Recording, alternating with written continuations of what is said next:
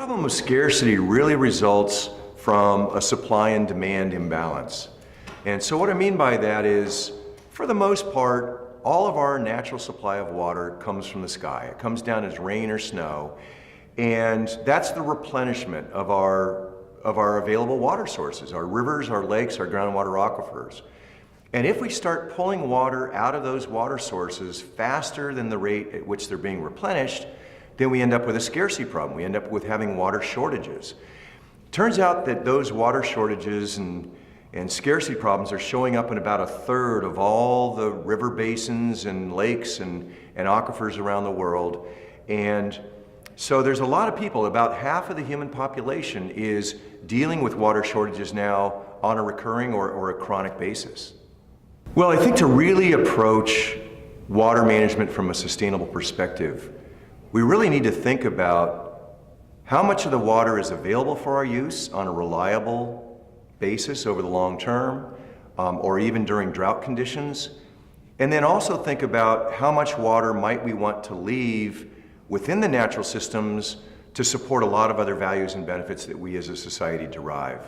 For instance, we depend upon fisheries that are very much concentrated along coastal areas, oftentimes in estuaries.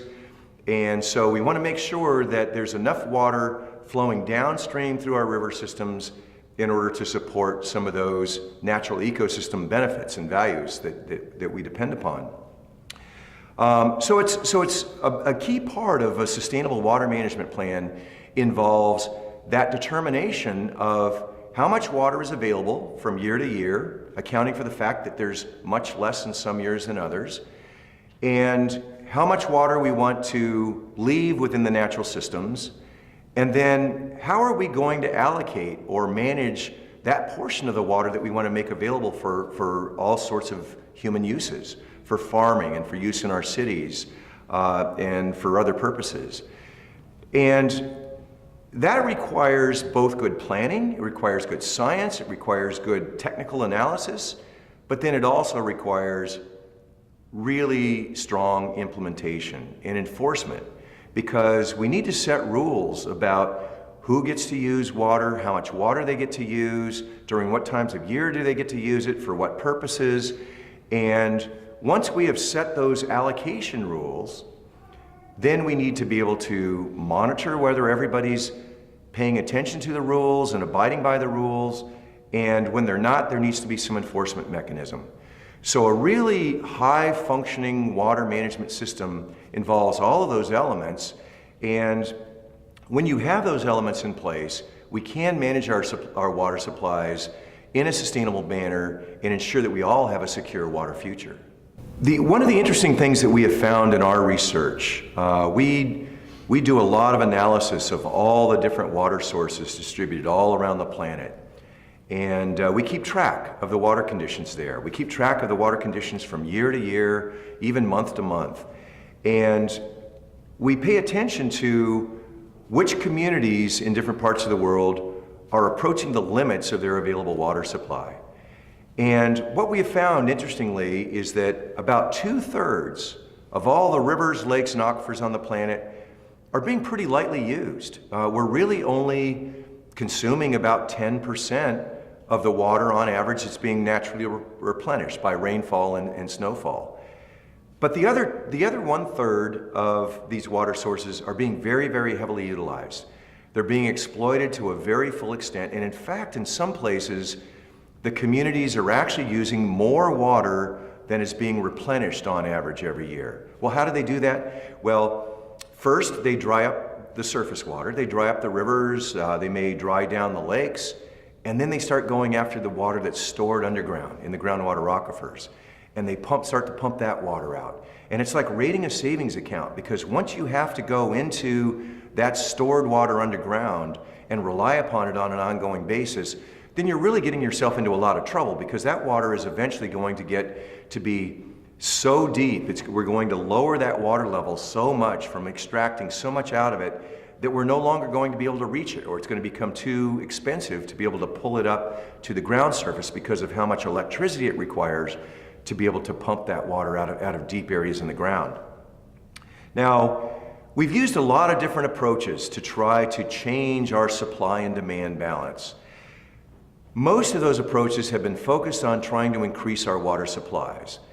Well, how do we do that? Well, we can build reservoirs, which don't technically increase the supply of water, but they may capture some of the water that's flowing downstream in a river and hold on to it for a while so that we can make use of it before it passes on downstream and goes on out to the ocean. So we can temporarily hold it back and make that available for our use. But the important thing to understand is that that doesn't actually create more water.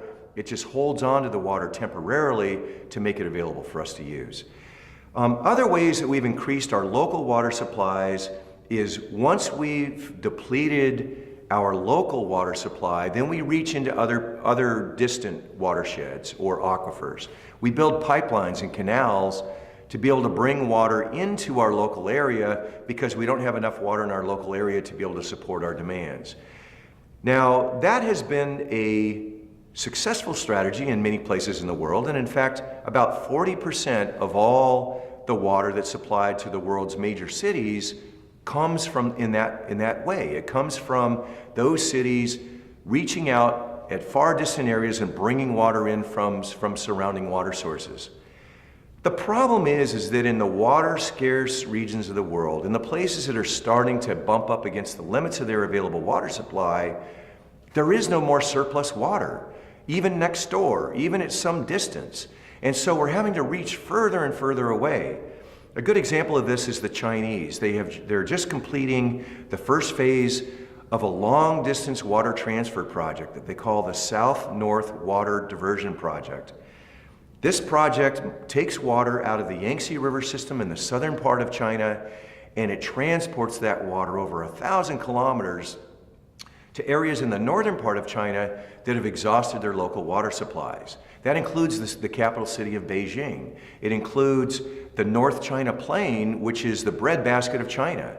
And those places have run out of their local water, so they've invested in this huge water transfer project. The problem with that is that it's very, very costly to build a big infrastructure project like that. It takes a tremendous amount of energy to be able to move that water over that long of a distance, and that comes at great cost, and you can't afford that water for many purposes. And then also it also puts a lot of pressure on these areas in the southern part of the country that eventually are also going to have water scarcity problems themselves if they continue to take so much water out of the wetter southern areas and transport it to the north. So these aren't strategies that are going to serve us very well as we go forward in the 21st century.